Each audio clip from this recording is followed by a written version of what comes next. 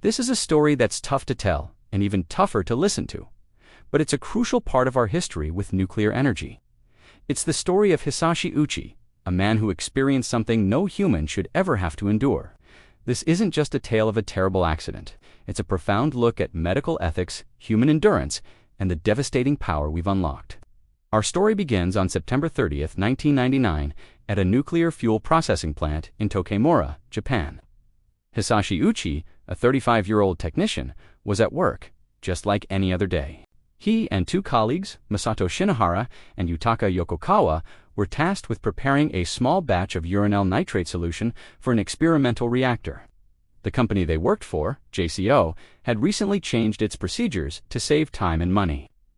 But these new methods were unapproved and dangerously bypassed critical safety steps. The standard procedure involved dissolving uranium oxide powder in nitric acid within a specific dissolution tank and then transferring it to a buffer tank to be mixed. This process was designed to prevent a critical mass from ever forming. However, the workers were instructed to manually mix the solution in stainless steel buckets, a shortcut that would have catastrophic consequences. On that morning, Ouchi was standing over a precipitation tank, holding a funnel, while his colleague Shinohara poured the seventh and final bucket of the uranium solution. As the liquid level rose, something terrifying happened. The amount of enriched uranium in the tank surpassed the critical limit. In that instant, a blinding blue flash lit up the room. This was Cherenkov radiation, the visible evidence of a runaway nuclear chain reaction. An uncontrolled nuclear fission event, a criticality accident, had just occurred. Ouchi was the closest to the tank, less than a meter away.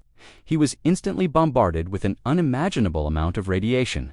The estimated dose he received was 17 sieverts. To put that into perspective, a dose of just 50 millisieverts is the annual limit for nuclear workers. A single dose of 8 sieverts is considered 100% fatal. Ouchi had absorbed more than double that lethal dose in a single moment. Shinohara, who was on a platform nearby, received about 10 sieverts, and Yokokawa, who was at a desk a few meters away, received about 3 sieverts. Immediately after the flash, alarms blared. The three men knew something terrible had happened, but they couldn't grasp the scale of it. Ouchi almost immediately felt nauseous and dizzy, and he lost consciousness in the decontamination room. The initial physical signs were deceptively mild. When he arrived at the National Institute of Radiological Sciences in Chiba, he was conscious and could speak with the doctors. Apart from a swollen red face and some pain, he didn't look like a man who had just received a fatal dose of radiation. He even reportedly told a nurse, "I'm not a guinea pig," but inside his body, a silent and horrific process had begun. The massive gamma and neutron radiation had acted like billions of microscopic bullets, tearing through his cells. The first and most catastrophic damage was to his DNA. The radiation had completely shattered the chromosomes in his white blood cells. Chromosomes are the blueprints of life. They carry the genetic instructions for everything our cells do, including how to replicate. Without functional chromosomes, his cells could no longer divide or repair themselves.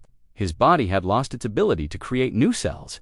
In the first week, the consequences of this cellular destruction became horrifyingly apparent.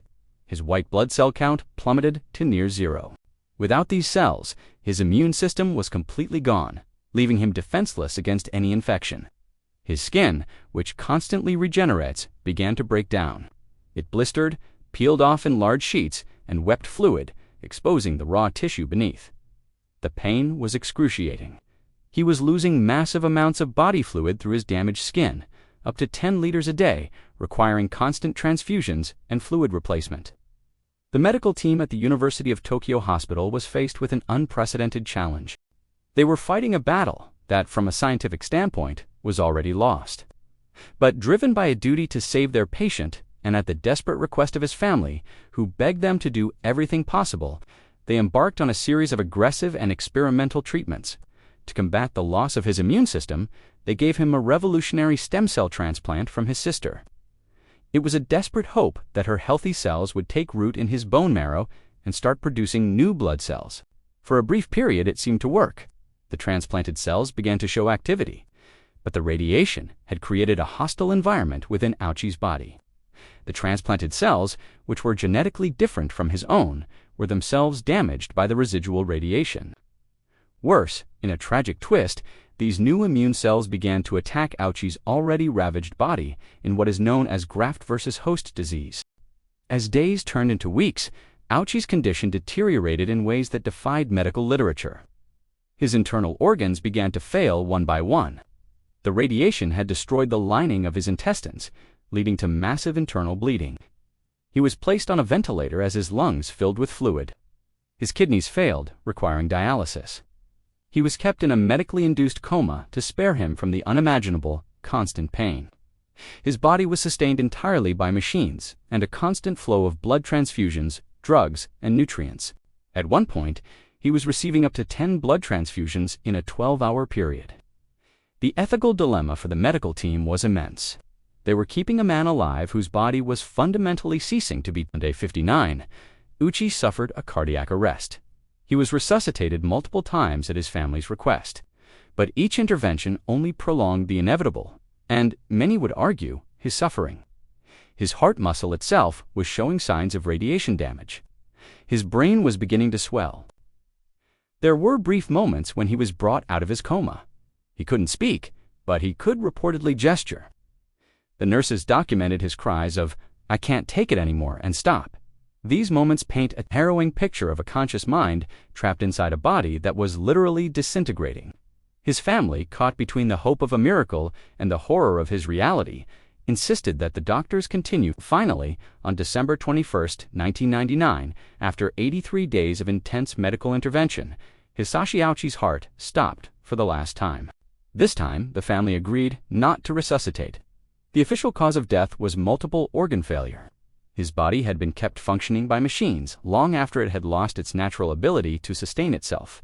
Hisashi Ouchi's 83-day ordeal remains one of the most painful and medically documented cases of acute radiation syndrome in history. It serves as a stark reminder of the terrifying power contained within the atom. His colleague, Masato Shinohara, fought for 211 days before he too succumbed to multiple organ failure. The third worker, Yutaka Yokokawa, received a lower dose and survived after months of treatment, though he faced long-term health consequences. The Tokemura accident was a wake-up call for Japan's nuclear industry, revealing shocking lapses in safety culture and training. It led to stricter regulations and a complete overhaul of safety protocols. But the story of Hisashi Ouchi transcends policy and regulations. It forces us to confront difficult questions about the limits of medicine and the ethics of prolonging life at any cost. When does treatment become torture? Where do we draw the line between hope and hubris? Hisashi Ouchi's story is not an easy one to hear, but it's one we must not forget. It's a testament to the human body's will to survive, even against impossible odds, and a tragic lesson, written in unimaginable suffering, about the respect and caution we must always have when dealing with nuclear power. Thank you for watching. If you found this story important, please consider subscribing for more deep dives into history and science.